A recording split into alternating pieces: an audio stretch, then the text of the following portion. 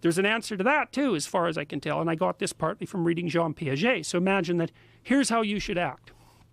You should act so that things are good for you like they would be for someone you're taking care of, but they have to be good for you in a way that's also good for your family, and they have to be good for you and your family in a way that's also good for society, and maybe even also good for the broader environment if you can manage that.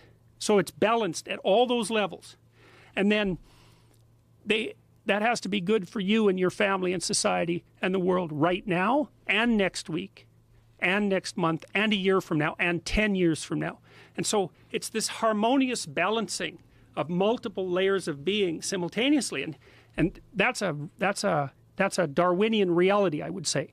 Your brain is actually attuned to tell you when you're doing that, and the way it tells you is that it reveals that what you're doing is meaningful.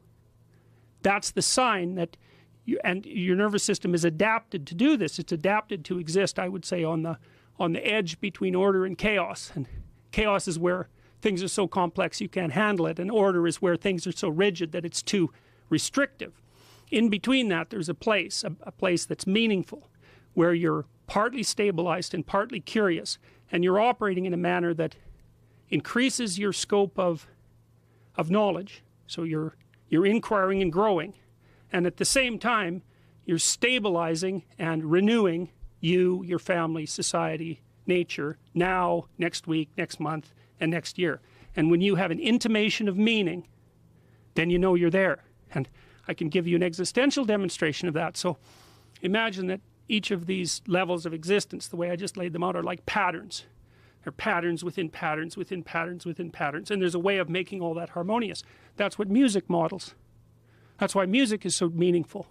You know, you take a beautiful orchestral composition, and all the instruments are doing different things at different levels, but they all flow together harmoniously, and you're right in the middle of that as a listener, and it fills you with a sense of, it's almost like a sense of religious awe, even if you're a punk rock nihilist, you know. And the reason for that is because the music is modeling the manner of being that's harmonious. It's the proper way to exist. And religious writings in the deepest sense, so those are archetypal writings, are guidelines to that mode of being. So they're not true like scientific truth is true. I think of them as they're hyper true or meta true. It's like we take the most true things about your life, and then we take the most true things about 10 other people's lives, and we amalgamate them into a single figure, and that would be like a literary hero. And then we take 1,000 literary heroes, and we extract out from each of them what makes the most heroic person. That's a religious deity. That's what Christ is.